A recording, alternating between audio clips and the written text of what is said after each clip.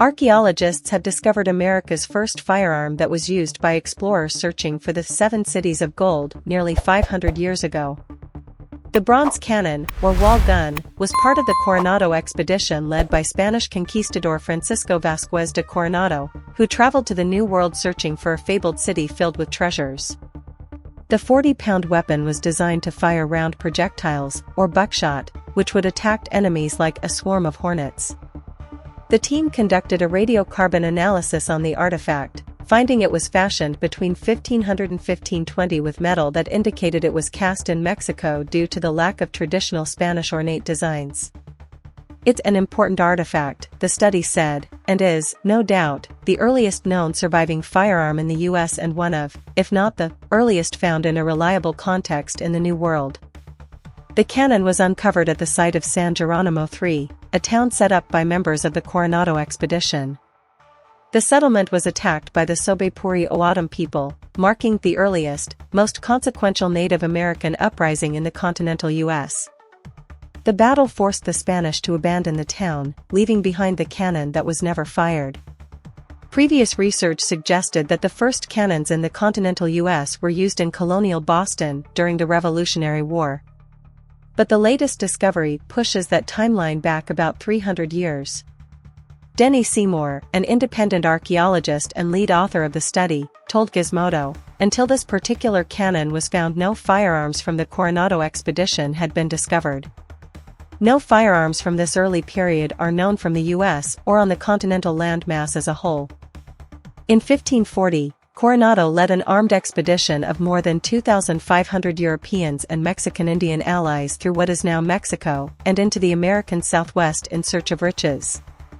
The 2-year journey took them as far north and east as present-day Kansas and brought them in contact, and conflict, with centuries-old indigenous cultures along the way. Historians believe that the expedition led the Spanish explorers along the Rio Sonora through northern Mexico and the San Pedro River into what is now Arizona, settling at the now ruined San Jeronimo III. The team uncovered thousands of artifacts at the site, including arrowheads, lead bullets, and other weapons, but the prize was uncovering the cannon. The researchers used radiocarbon dating and luminescence techniques to link the cannon to the expedition, determining it was made 483 years ago.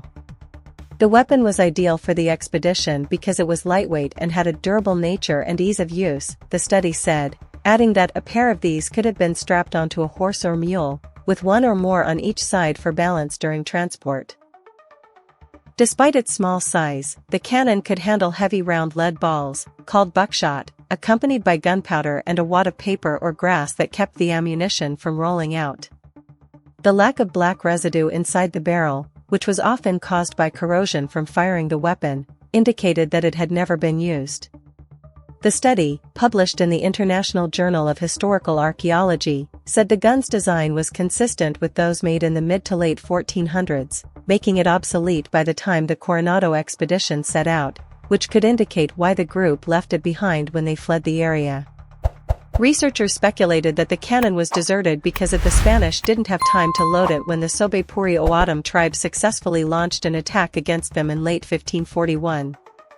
The tribe attacked in the early morning, killing many of the Spanish in their beds, while the gunners were either killed, captured, or fled, the study said. It added that under normal circumstances, the gun would have been too expensive to leave behind. All professionals who have seen this evidence and been to the site concur that this is a Coronado site, and that this is evidence of a battle and a settlement, Seymour told Gizmodo.